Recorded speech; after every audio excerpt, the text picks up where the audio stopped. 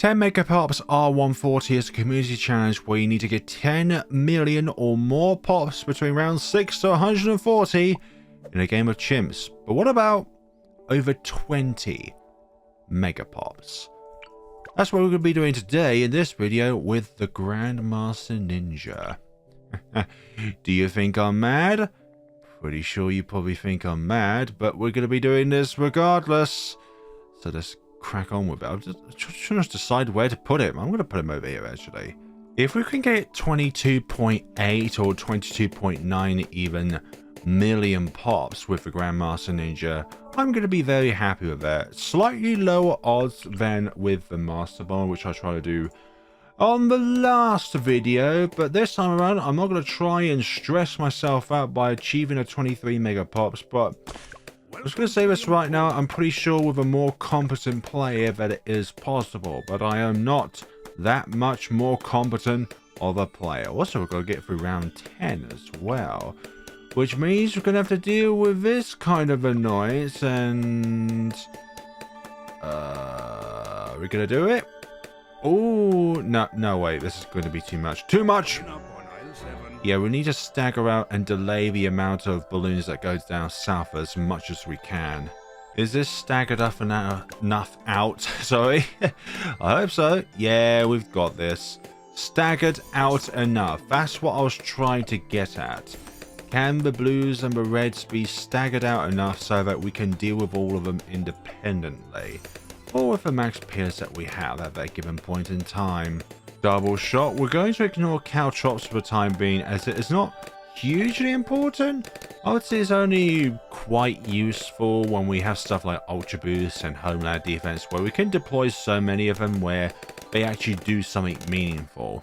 When the balloons get big enough when it comes to how much HP they all have independently, then we will think about pickles, because pickles benefits by per projectile and not per throw, so therefore, despite the fact that we're throwing 2, we will actually get 4 damage out of the total amount of shurikens that we throw out. We could deploy balloon jitsu, but then that would leave us with a very little amount of money in order to try and counteract the lead balloons that spawn on this round over here. So that's what we're going to be doing with a singular mortar monkey, in the hopes of being able to deal with all these camos. There we go. And then once you're done, just simply place the mortar elsewhere.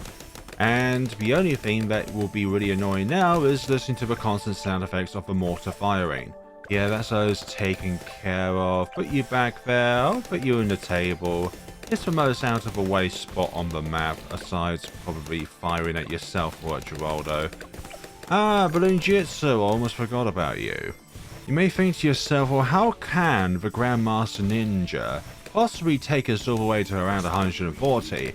And I'm going to say, my friend, even though each shuriken can only do 1 damage, it doesn't matter if we can fire hundreds of them every single second.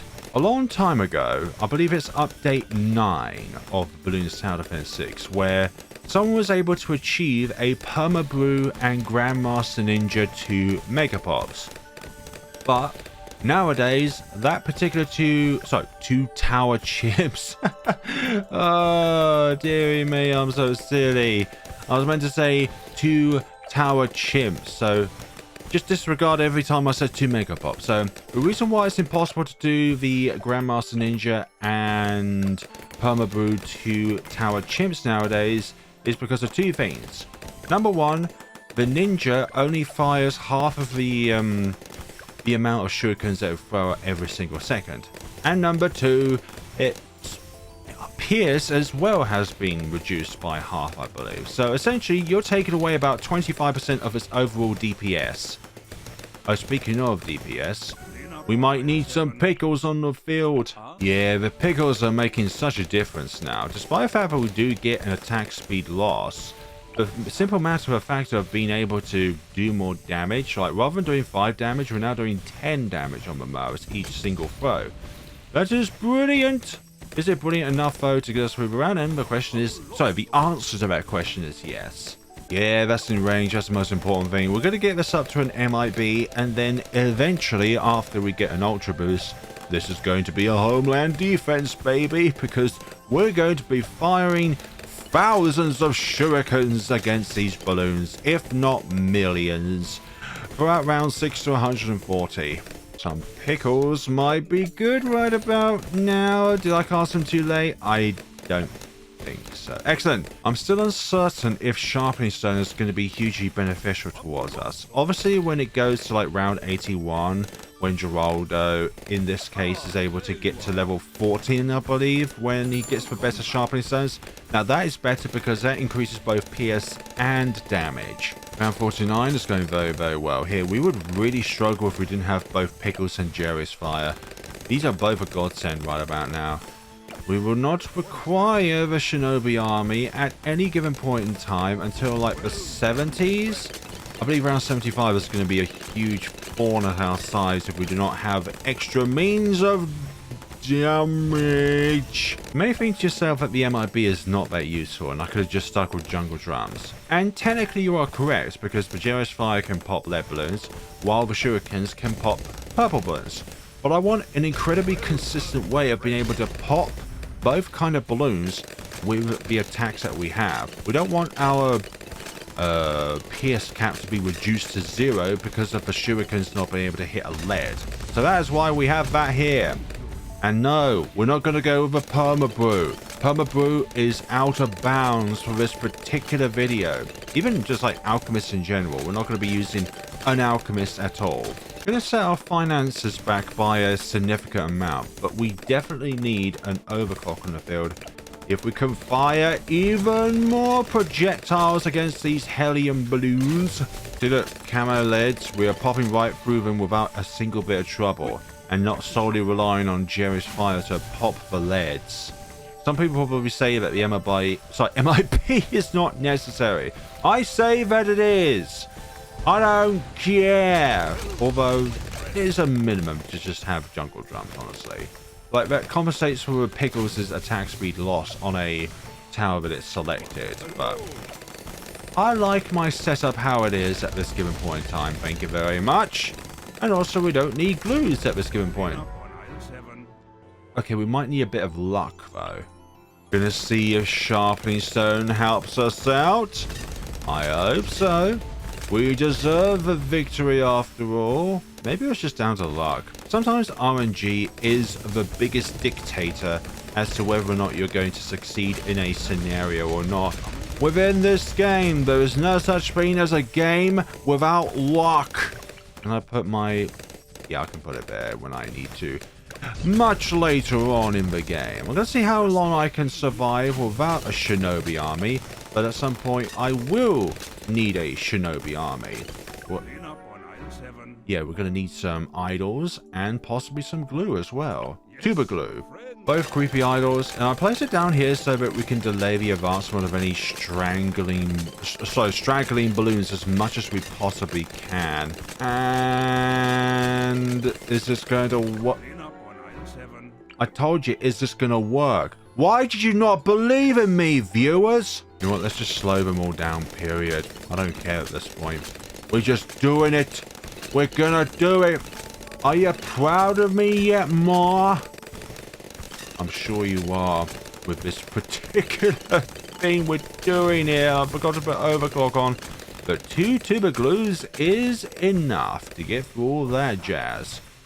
2 more rounds of Fortified. 2 more rounds of Pickles and Jerry's Fire. Those are the only 288 pops you are ever going to get in this video, Mortar Monkey.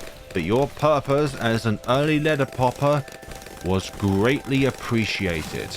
It's nearly that festive time of the year. Hope you've all done your preparations for Christmas.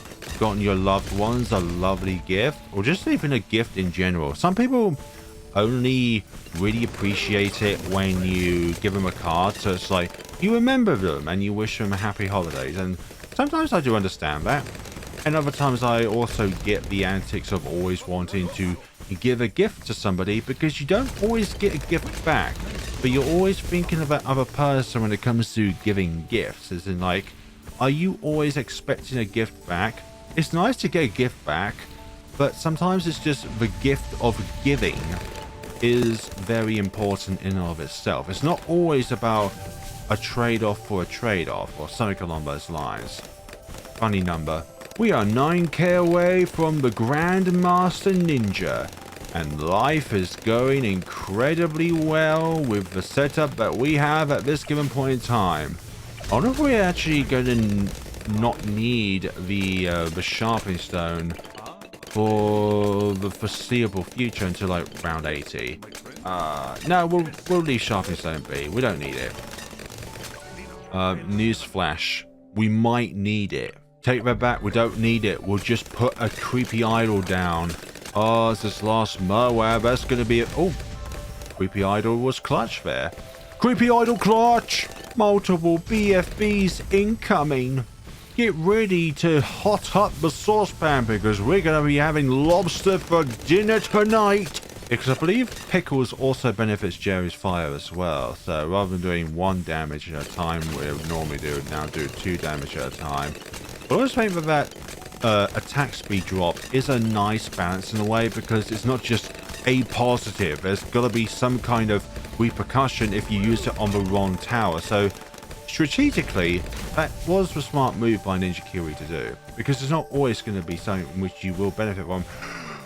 Wicked Grandmaster Ninja! Oh yeah! We are cooking tonight, people! This round I'm kind of fearing on actually, but we managed to get Grandmaster Ninja earlier than I thought we were going to do. Isn't that just swell? Now what about round 76? Yeah, we're going to need some help on this one. Well, the reacquisition of Pickles and Jerry's fire might help in this scenario, but I wish we had our overclock in place as well, but then again, overclock was not needed. Now, how long can we survive with just the Grandmaster Ninja and whatever items we can put on the Grandmaster Ninja, thanks to Jerry and his lovely shop. Second wave of ceramics. We done diggly don dealt with them. Lovely. So, round 79. Normally, this would be a big worry, but with this particular tower, regrow balloons are a non-existent concept. All the regrows done and dealt with, now it's just the fortified lobsters here to deal with, and that is game, set, and match. No, wait, there's a ZOMG abound. There goes the ZOMG, and now the rest will follow soon after it. Hopefully. Yeah, we got enough shurikens. We got enough to make it up for all that jazz. Oh yeah, sharpening stone. Let us do that. Let's do invisibility potion as well for the increased range. Pickles. Jerry's fire were okay actually. So yeah, this is the sharpening stone that you really would love to have on the Grandmaster Ninja. Not one that just increases pierce, but with one that increases damage as well. Ceramics, not an issue. We can cleave our way through them with our numerous throwing stars or shurikens. To be honest, I don't even know what I was trying to say before saying throwing stars. No, me and my pronunciations mucking me up again. I can't even see all of my buffs because of where this is on the screen.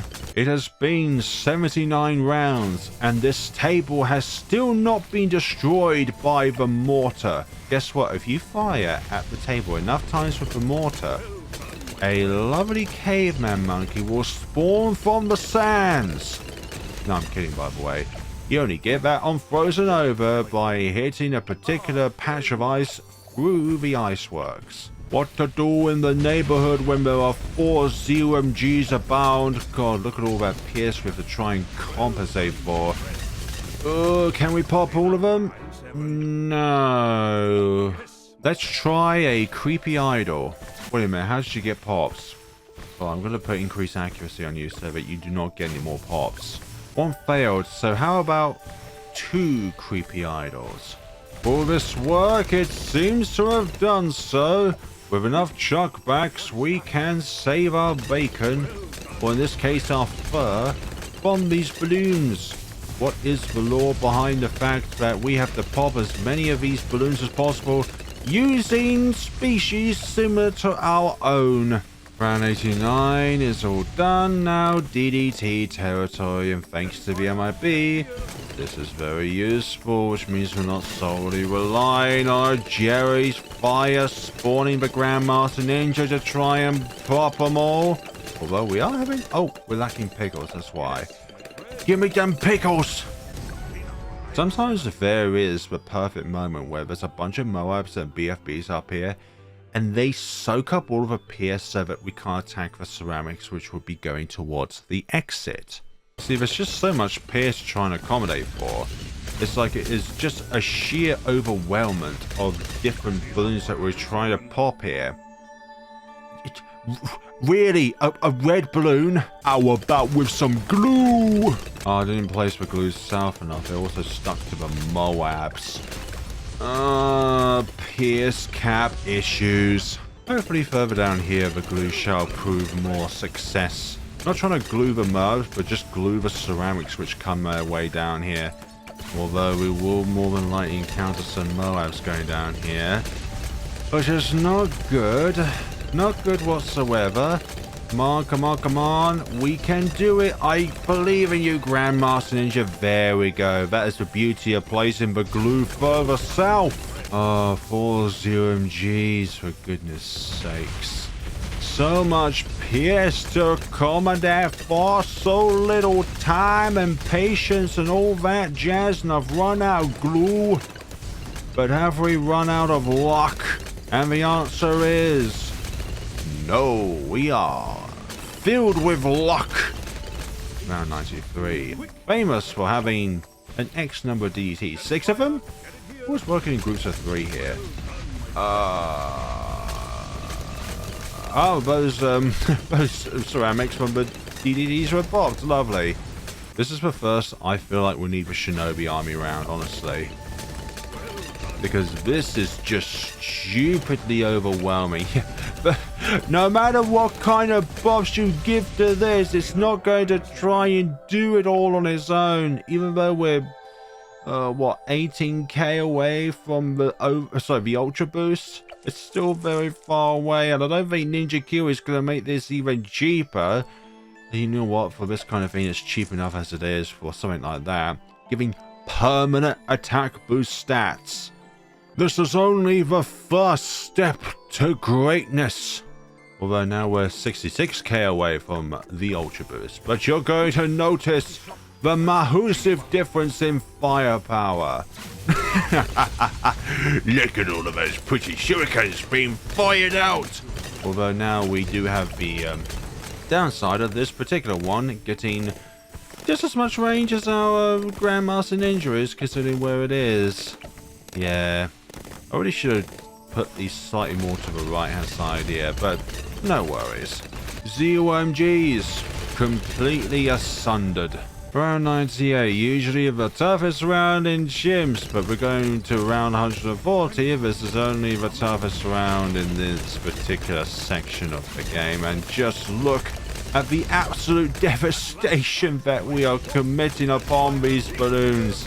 It is essentially a war crime. The bad, you are going to be non-existent, my friend. Look at the amount of shurikens we're firing. It doesn't matter if each shuriken is very weak, but we can fire so many of them out that that is the source of our firepower. Not power per unit, but the number of units that we can throw out all at once. Only a few of these Shinobis are able to hit the DDTs because they're in the range of the MOAB, but the majority of these are actually a benefit when it comes to them not being able to pop DDTs, because we want all the pops to be done by the Grandmaster Ninja. Huge number of ZOMGs. When we can fire enough at the foes, they will all go down. And speaking of going down, we will soon have the best upgrade, well, nearly the best upgrade that the Grandmaster Ninja could ever have when it comes to support. Ultra Boost, obviously. Not hugely necessary, but we have got Caltrops now, just to demonstrate how many we can deploy down at any given point in time, and that is a lot of Caltrops. This is just the start of a round. It's gonna litter everywhere with them. You get a Caltrops, you get a Caltrops, and you definitely you watching right now. Okay, you don't get a counter because I don't want any harm to come to you, nice viewer, who is watching right now, who has definitely liked, commented, and subscribed. Definitely the subscribed part, so that you do not miss out on future videos like this on the channel. Looking forward to 2024 and all of the endeavors that may come out of that, such as the submarine paragon. This is just pure, unadulterated firepower. Sheer numbers triumphs over sheer power, sometimes at the end of the day. And there's no better example in this case than the Grandmaster Ninja. Hundreds of thousands of pops every few seconds. That is what you call a powerful tower. And it doesn't even have perma-brew as well, which is the best aspect about it. Like, we could afford a perma-brew, but then we'd also think about the fact that it also buffs the shinobis along here as well. Aha! We are now even better equipped to deal with you, bads. There's 3 of you though, and I believe that we can take you all down without a single bit of worry. Just like all of that. Okay, so just one more bad. There were 2 of them now. But like with the Master Bomber, this thing on its own is not going to be able to handle around 140 Fortified BAD. Because it has twice as much health as a regular one! Call to arms, and then soon, oh so very soon, we will have Homeland Defense. Look at it, it's just so beautiful. It's just firing out so many rounds. I should have done the call to arms a bit later there, but who cares? Do you care? Okay, maybe obviously you care. But does the rest of you out there who just loves to watch videos and see the amazement of a single tower and its potential give to the overall environment of the game? I think definitely the middle part of Ninja cannot possibly get 23 Megapops within this environment. Obviously it can get 23 Megapops, but not in this environment. I'm talking stuff like ultra late game, where it gets hundreds of thousands of pops every second because of its leeching from Fortified BADs, ZOMGs. Stuff that gives the most amount of HP. Besides bosses though, it can't leech from bosses. Homeland Defense is here. Now my next question is, can we do this with just the towers that we have here right now? Or do we invest into another overclock, or invest into some balloon sabos? But we've got to keep in mind we do need a genie bot at the very least for around 140, because we're going to kind of need that damage on the Fortified BAD, because this thing will not be able to deal with it on its own. Right, Homeland Defense, now that the ZOMGs are here. Oh, it's just beautiful.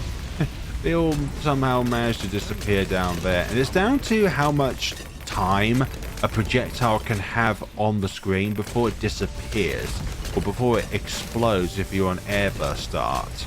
This Grandmaster Ninja must obviously have a stiff neck by now, because look at how many gouge rolls he's throwing down, and how many different directions he's contorting his neck at the same time in order to lay them down initially. Also, Ultra Boost will win alongside Homeland Defense and an army of 20 Shinobis. The number of snowflakes that the Grandmaster Ninja has thrown down throughout this entire game is probably the number of snowflakes on the internet. And as you can imagine, that is quite a lot of snowflakes, unfortunately. Round 136, we're coming into the final stages of the game now. There's a supply of pickles, a invisibility potion, we've already got sharpening zone, we've already got Jewish fire, now, you're a rock star, and yeah, that is what you would call a Shrek ogre move. And speaking of Shrek, look at the color of all these Shinobis. Come on, Homeland Defense ready for, oh, hello. Challenge accepted. Nah. You think you're gonna get through there, dear ones? You have another thing coming towards you. Pickles? Nah. Nothing along those lines. We are in it for the brisket. And the biscuit is definitely crumbly. and a T alongside that as well. Because after all, this is the UK. And us British, we'd love to have our tea, beer, crumpets, and very, very unsatisfying looking desserts. Around 140. So, I am thinking of a genie bottle in this case. Let's do homeland defense and just look at the sheer number of firepower that we are throwing onto this bad. Can we do it without any other means of reinforcements? I sure hope so. Oh, that was an absolute annihilation. Let's do 22.7. We're getting close. Can we do it? Can we? Can we do it? Oh, yeah, we got 22.8. You know what? I'm really happy with that. I wasn't going for 23 Megapops just because of what I saw, the struggle of trying to get it with the Master Bomber. And obviously we didn't succeed from that. But we did get like a marginally less pops than we did with the Master Bomber. Which I think I'll keep missaying as Master Build. This isn't an engineer paragon. Or an engineer in general. So thank you all so much for watching. This has been 22 Megapops with the Grandmaster Ninja. People probably could just say that it's probably better to put the ninja that you're looking to get all the pops with down here. Just so that, well, the Shinobis are far less away from the track. But I just don't see how feasible that could possibly be, given the circumstances that we are in. Like, honestly, we have ourselves a means of, well, being able to increase range of towers anyways, using the homeland defense. We need to be able to put all 20 Shinobis down to get the maximum amount of benefits from the Grandmaster Ninja itself. And also for the sheer matter of fact about coverage, this spot right here or over here has the best set of coverage throughout the entire track. So I dislike it when people say put the ninja down here. It's simply because of the fact that it doesn't have as much map coverage, which is why I would never really am a proponent of putting the ninja down here. Although the only thing I would say that could actually enhance that theory is simply because of the fact that you're trying to avoid pops with other towers. Because then if you put stuff like the Shinobi army down here, then obviously the only things in which you would be able to pop are the things that will be orbiting around this area over here. But I see this as a success. We have times 20 Shinobis. We have the Ultra Boost, and it's times 10. We have Homeland Defense, currently active, alongside Pickles, Jerry's Fire, and Sharpening Stone. Also, our wonderful Mortar friend down here, that somehow got 2 more pops. Oh dear, that is the most aggravating part of the video. But it was somehow better at dealing with the Fortified BAD than the Master Bomber was. And that's just because of the sheer amount of shurikens that we can throw out. Thank you all so much for watching. This has definitely been 22.8 Megapops with the Grandmaster Ninja. Let me know if you think that 23 Megapops is possible with either the Grandmaster Ninja or the Master Bomber.